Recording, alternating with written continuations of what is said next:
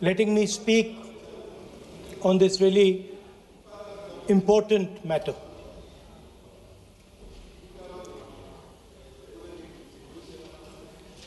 Speaker, sir, have you ever wondered why Mahatma Gandhi laid such emphasis on khadi? Why was it that he framed the entire Indian freedom struggle around the concept of khadi? And why is it that he only wore khadi? Because khadi is not just a cloth. Khadi is the expression of the people of India. It is the imagination, it is the sentiment, it is the productive force of the people of Aaj pehnaun khadi. It is the expression of the people of India. Speaker, sir, whichever state you go to, you will find different fabrics. There's the Himachali cap, Assamese gamcha, Banarsi sari, Kanchipuram sari, Naga jacket, and you will find that all these fabrics represent the people. When the people of Assam give you the gamcha, they're not just giving you a piece of cloth. They're giving you an expression. They're giving you a piece of their history, their tradition, their future, their imagination.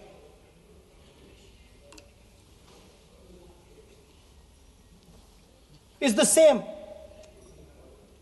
when the Nagas wear that jacket. When they come and see us, they make us wear the jacket because they want us to be embraced by the fabric. But Speaker, sir, these fabrics are beautiful.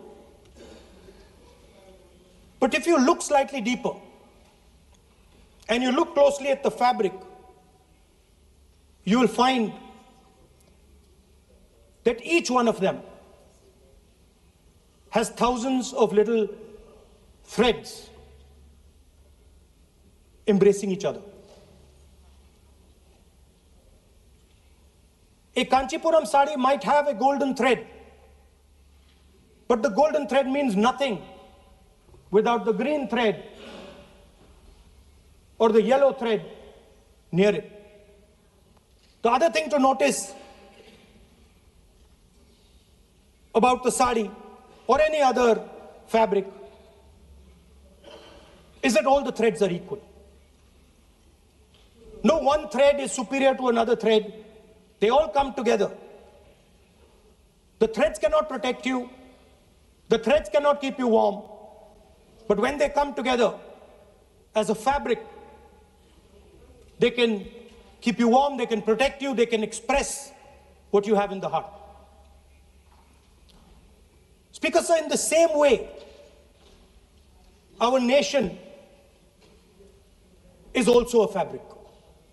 It's a fabric made up of 1.4 billion people, and the fabric is woven together by the vote. Let me repeat it. It is a fabric of 1.5 billion people, and it is woven together by the vote. Everything that we see, in fact, this house where I'm standing today, the Lok Sabha, Rajya Sabha, Vidhan Sabhas across the country, Panchayats across the country, none of them would exist if the vote did not exist. We talk with great pride about HAL, BHEL, ONGC, Tejas, Chandrayaan. We have a list of things we say. Not one of those would exist without the vote.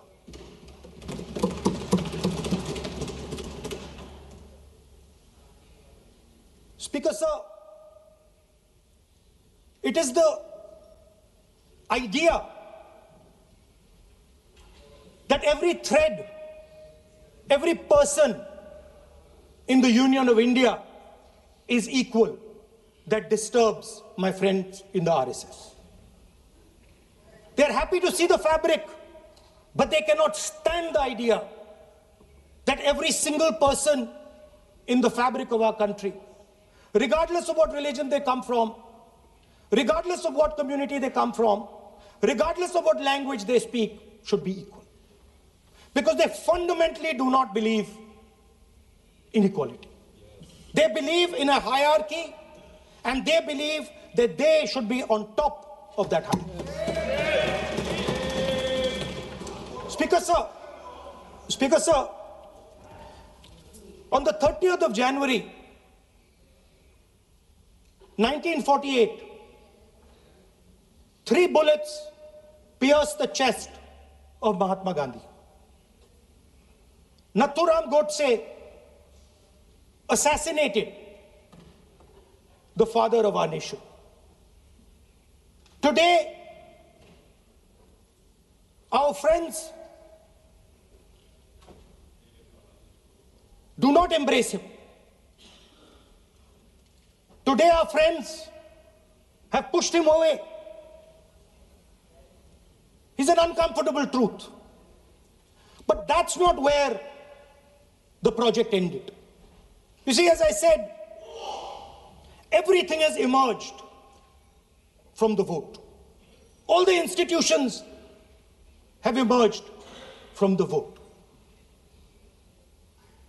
So it's obvious that the RSS has to capture all the institutions that have emerged from the vote. So the project, after Gandhiji's assassination, the next step of the project was the wholesale capture of India's institutional framework.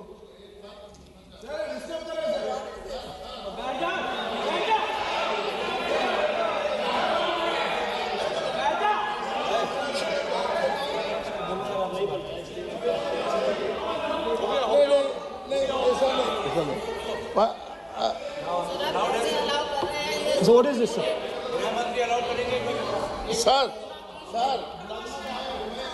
अभी नहीं पहना हुआ आज I'm doing, relax. मैं बुलाता हूँ please बैठिए So, please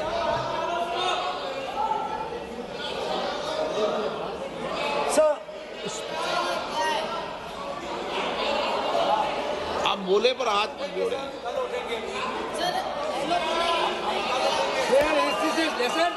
sir, these are uncomfortable truths, but they have to be spoken.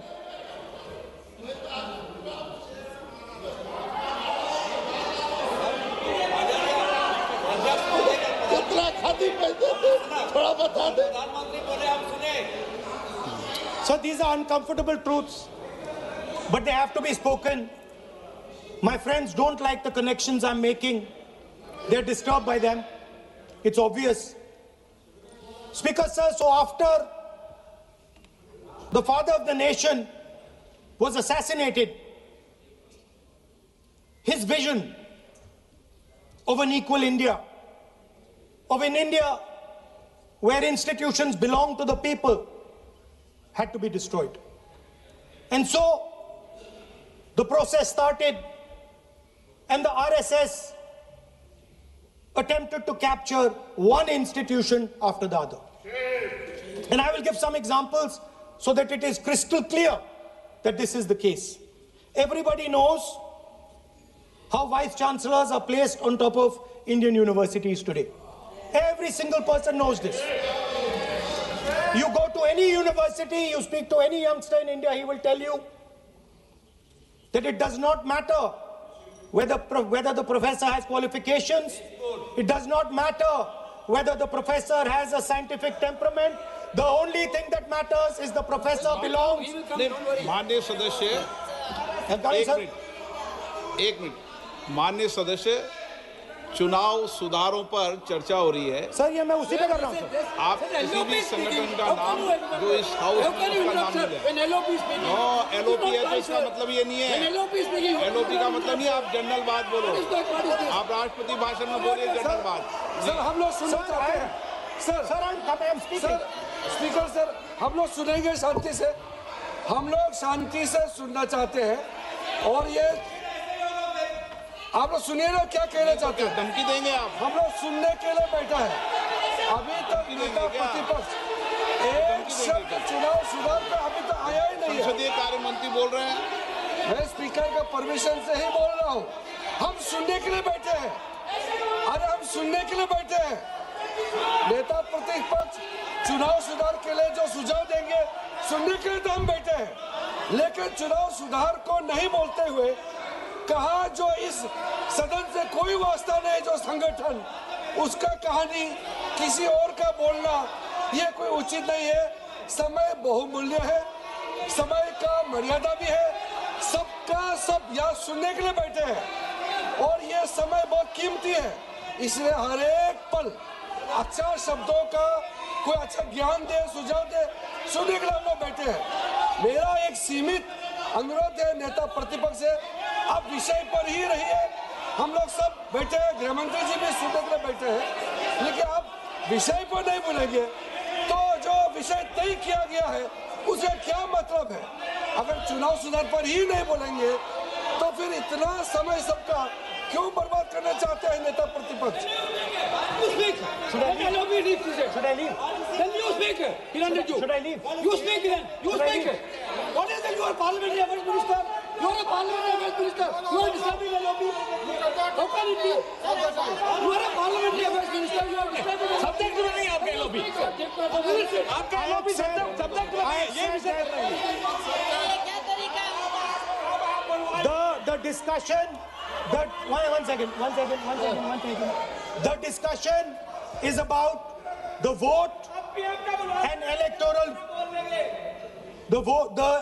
The discussion is about the vote. एक मिनट सर मुझे बोलने नहीं दो. एक मिनट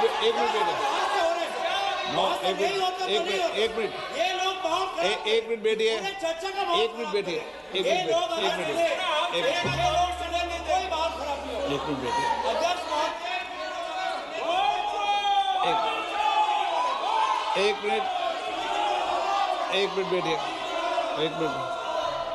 माननीय सदस्य में बैठे बैठे अनऑफिशियली बोल रहे हैं, उस विषय बोल रहे हैं।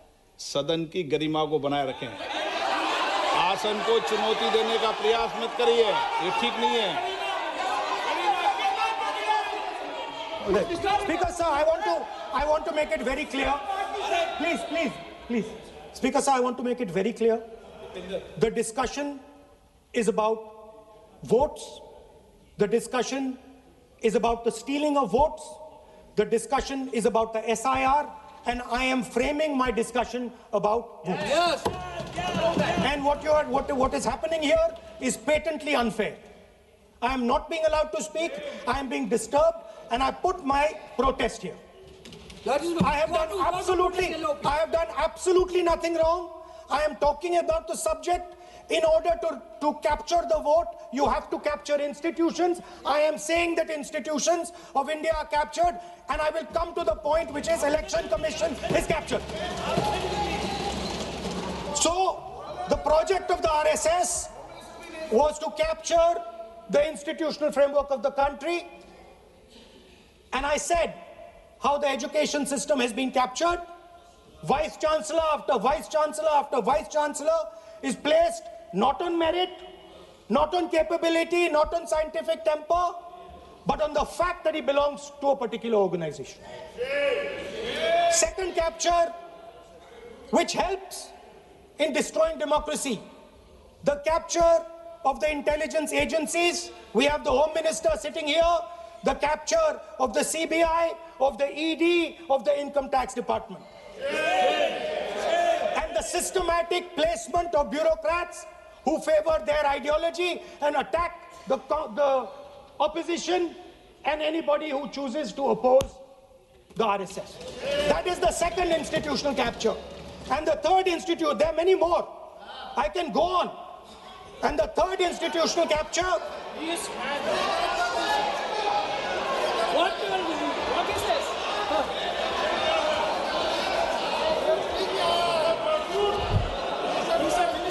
मानिए प्लीज मानिए. Yes, become Sonai.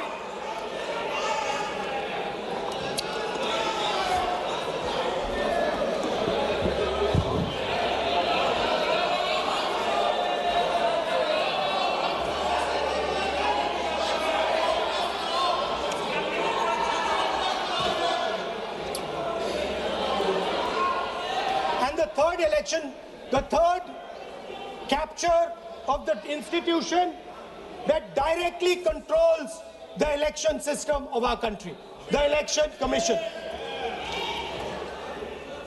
Now, I'm not saying this without proof. I have put forth adequate proof about how the Election Commission is colluding with those in power to shape the elections. But I want to ask three questions first, which will make it very clear that the BJP is directing and using the Election Commission to damage India's democracy. The first question, why is it that the CJI was removed from the selection panel of the Election Commissioner? What motivation could there be to remove the CJI? Do we not believe in the CJI? Of course we believe in the CJI. Why is he not in that room? I sit in that room. It is so-called a democratic decision. On one side, Prime Minister Narendra Modi and Mr. Amit Shah. On the other side, the leader of the opposition. I have no voice in that room. What they decide is what happens. So the first question, why is the Prime Minister and Amit Shah so keen on choosing exactly who the Election Commissioner is going to be? Second question, and even more devastating question. No Prime Minister has done this in the history of India. In December 2023, this government changed the law. They changed the law to make sure that no election commissioner could be punished for any action they take while they are election commissioner. Yes. Immunity. Why would the Prime Minister and Home Minister give this gift of immunity to the election commissioner? Why would they need to give this tremendous gift that no Prime Minister has given ever before to the election commissioner? Yes. Mr. Shah is looking into the ceiling. Maybe he will answer this question when he speaks. And finally, why was the law with regards to CCTVs and the data that they contain changed? Why was a law put in place that allows the Election Commission to destroy CCTV footage 45 days after the election? What is the need? The answer given is it is a question of data. It is not a question of data. It is a question of stealing the election. Yes. Now, what is the result of this institutional capture? What is the result of controlling the Chief Election Commissioner and the Election Commission? First of all, we have a set of election campaigns that are tailored for the Prime Minister.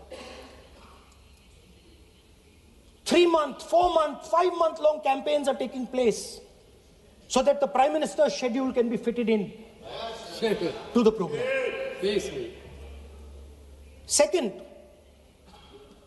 we have a Brazilian woman who appears 22 times on the voter list of Haryana. Please. No. 22 times this lady appears. एक minute please एक minute. आप नेता प्रतिपक्ष है, मैं इस तरीके से सदन की कार्रवाई नहीं चलने दूंगा. ये सदन है, सदन की गरिमा को बनाए रखें. आप सदन की गरिमा से बोलेंगे तो ठीक, नहीं जैसे सदन नहीं चलेगा. नो, गलत तरीका है आपका, नहीं होगा. आप ले रहिए. नहीं, माननीय प्रतिपक्ष के नेता, आप पहले अपने सदस्यों को समझाइए. नहीं चलेगा, नहीं, ठीक नहीं है. नो, नहीं, बिल्कुल नहीं चलेगा. अगर आप सर माननीय प्रतिपक्ष के नेता, आप अपने सदस्यों को गरिमा समझाइए. सर, बट ये तरीका आप इतने सालों तक यहाँ पर हैं, ये तरीका उचित है क्या? सर, विरोध का तरीका होता है, लेकिन ये उचित तरीका नहीं है. तरीका इधर भी हो. नो, उधर का तरीका क्या है सर? नो, सबका तरीका उधर से होगा, उधर से भी बोलेंगे, इधर से बोलेंगे, सब जगह से बोलेंगे. Speaker sir, I don't agree with the showing of photographs here, but it is a reflection of our democratic structure. This is what is happening in our democracy, that you're not allowing us to show. This Brazilian woman has appeared 22 times on the voter list in Haryana. And not only that, there is one woman whose name has appeared 200 times, more than 200 times in one booth in Haryana. And it is very clear, and I have proven without doubt, that the election of Haryana was stolen. And the theft was ensured by the Election Commission of India. I've said it again and again and again. Now, nowhere has the Election Commission answered my questions. The Election Commission has not told me why this lady's picture has appeared on the polling list. They have not told me why lakhs and lakhs of duplicate voters are existing. They have not told me why a BJP leader is coming from Uttar Pradesh to vote in Haryana. These are straightforward questions. And there is clear proof which I have put in front of the country. Right? But the Election Commission has no answer to these questions. And that is the result of the complete capture of the Election Commission by the people across the aisle. By the way, you're talking about S.I.R. in Bihar. Let me say something about S.I.R. in Bihar. Why is it that after the S.I.R. in Bihar, 1.2 lakh duplicate photos are existing in Bihar, in the voting list? If you've cleaned up the voting list, why are there 1.2 lakh duplicates in Bihar? And we've not just proven this about Haryana. We have proven this in Karnataka, we have proven this in Maharashtra, and I'm absolutely certain this is how you're winning elections in Madhya Pradesh, in Uttar Pradesh, in Bihar, across the country. Now, so what I'm putting on the table is, it is very clear that you've captured the institution. I've shown the mechanism of that capture. I'm also showing you how the Election Commission is doing things that are completely out of line. I'm not getting any answers. Right? So now, let us come to how, when we are talking about electoral reform.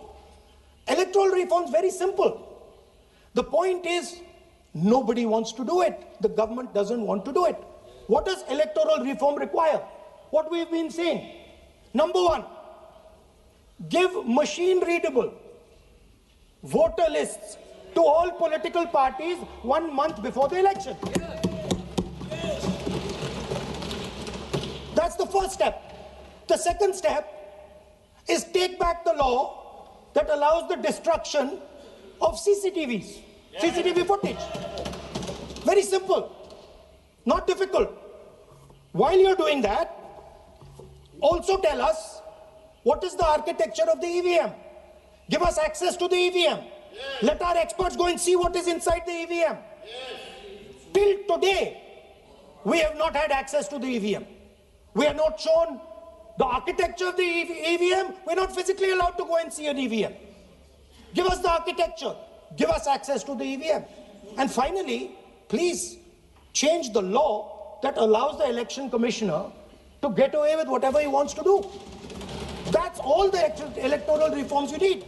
And I want to assure the election commissioner that they might be under the impression that this law lets them get away with it. Let me remind them, don't worry, we are going to change the law, and we are going to change it retroactively, and we are going to come and find you. Right? So this is the situation that the country is faced with. You know, everybody says to us, India is the biggest democracy. Actually, I was thinking today, we're not just the biggest democracy, we're the greatest democracy. And I'm not saying it just like that. I'm saying it, America calls itself the oldest democracy. But the democracy that weaves together the largest number of people, the largest diversity of people, the largest number of languages, the largest number of states is this. And so our most powerful asset, the thing that stitches together the entire concept of modern India, stitches together the fabric of modern India, brings people together, allows them to build this great nation, is being attacked by these people. They're destroying it. You know they're destroying it. I know they're destroying it, and they know they're destroying it. And I'd like to conclude by saying that the biggest anti-national act you can do is vote Chori. There is no bigger anti-national act that you can do than vote Chori. Because when you destroy the vote, you destroy the fabric of this country. You destroy modern India, you destroy the idea of India. So I'd like to